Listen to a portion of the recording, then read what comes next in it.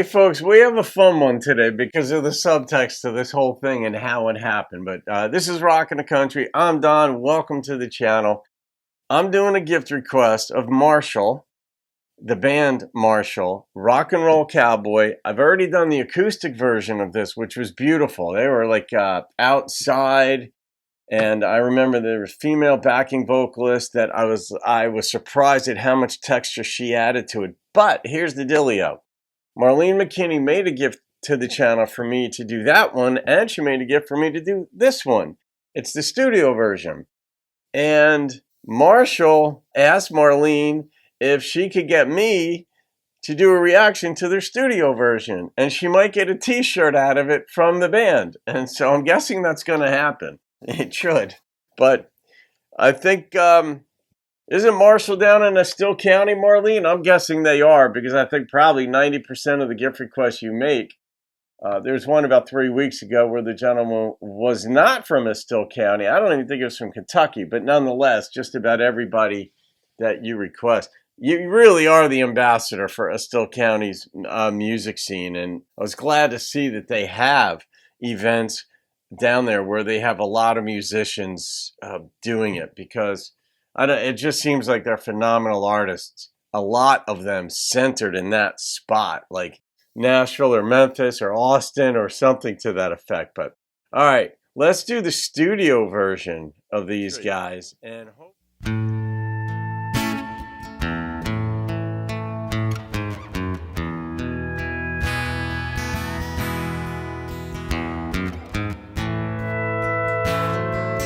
Nice beginning.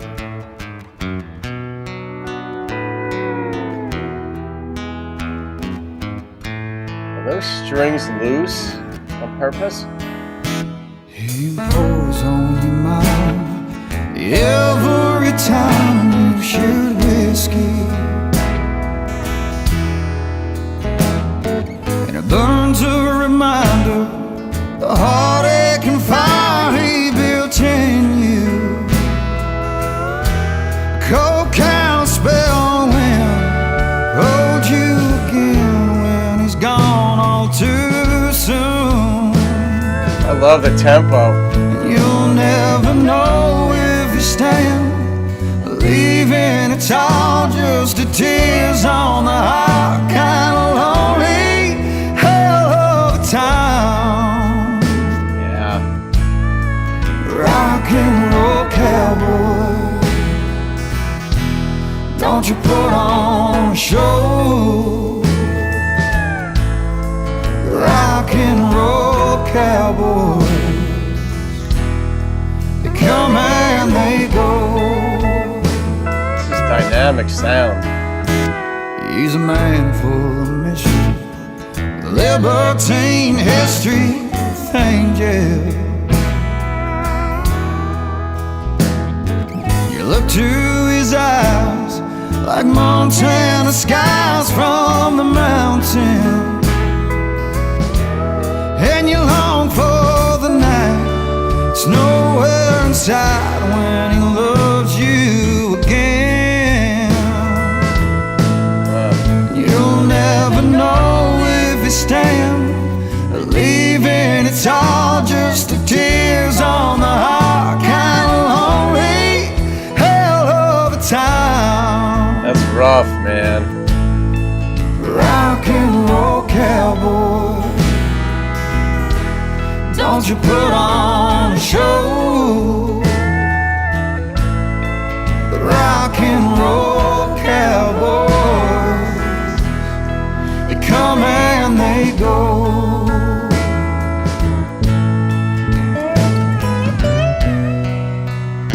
You know, the verbiage in this is such that it opens the door up. And maybe it's because I either overthink things or just working with words as much as I do and analyzing songs. I see how good lyricists use words and intentionally to leave the door open for multiple interpretations, like a rock and roll cowboy. This could be obviously a legit cowboy who goes, from rodeo to rodeo, for example, or whatever his line of work is, city to city, town to town. And he's like a rock and roll. He just rocks and rolls all over the place. She doesn't get to see him that often because he's got to be on the road. It could also be a legit like rock and roll dude, like a guy in a band, and you refer to somebody like that as a cowboy, just going about doing whatever he's doing.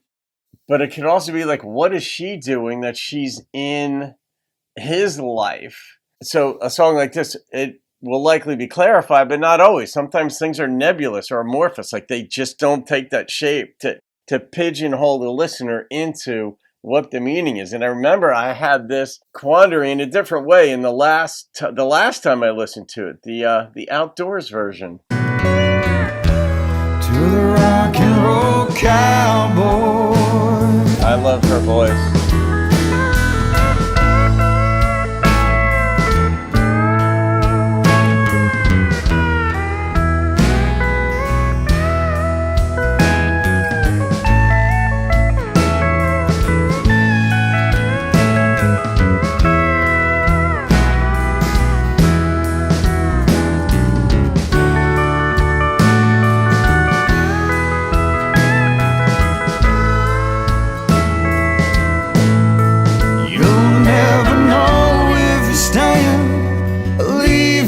It's all just the tears on the heart, kind of lonely, hell of a time. Yep. Rock and roll cowboy, don't you put on a show. Rock and roll cowboy, they come and they go.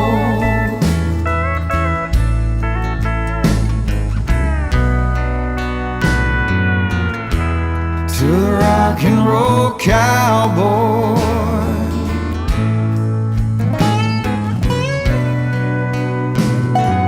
Cheers. To the rock and roll cowboy.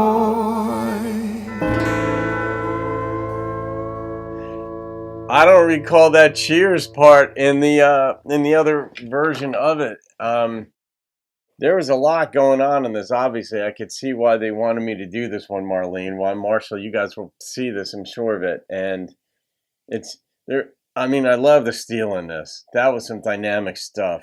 The bass was constant, supporting the whole song, but it was there. It was almost like on an even level. Normally, bass is underneath it, and kind of like you don't notice it, but without it, you notice the song is dull. But it seems to me like the bass's job is to be underneath things, holding it up. But this was there.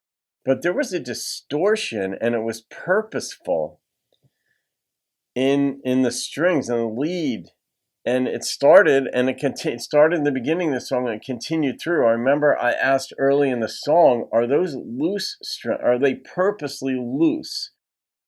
Because I don't play an instrument, but I'm learning a little bit here and there. That I was watching Stevie Ray Vaughan doing, I don't know if it was Texas Flood or Voodoo Child or what, I think it was with Texas Flood.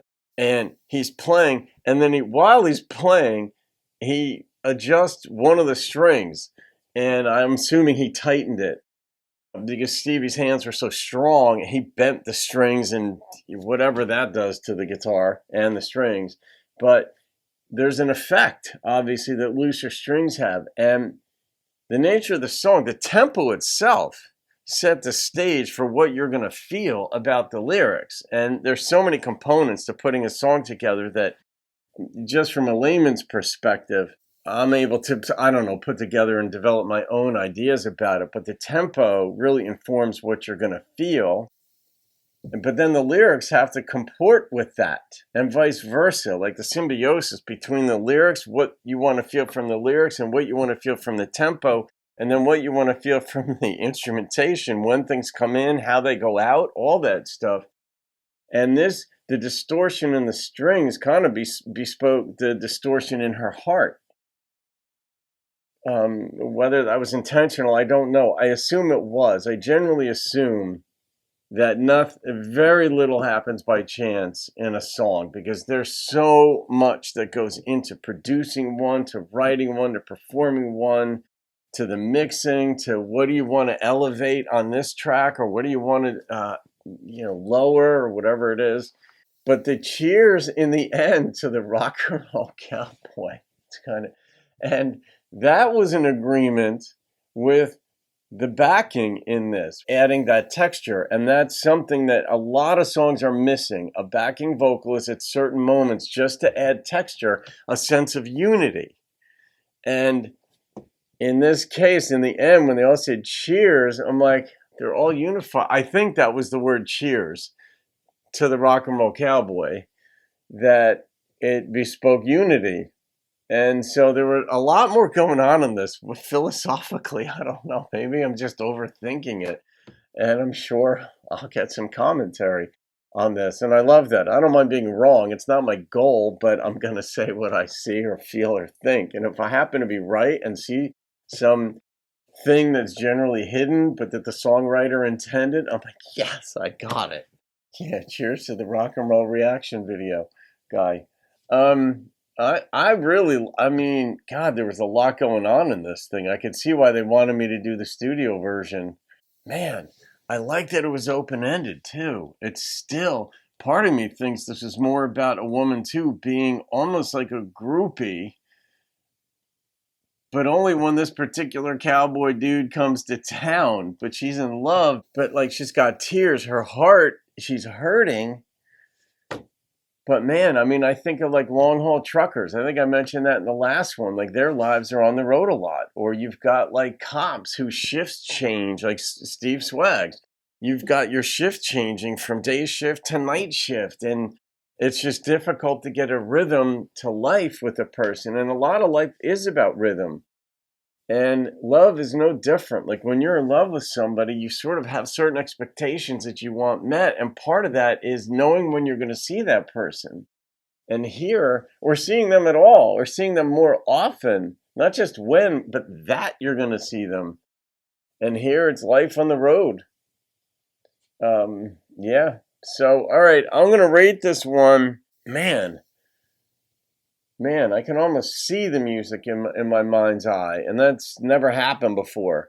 But, I mean, the number that popped into my mind for this one was a 9.4. Yeah.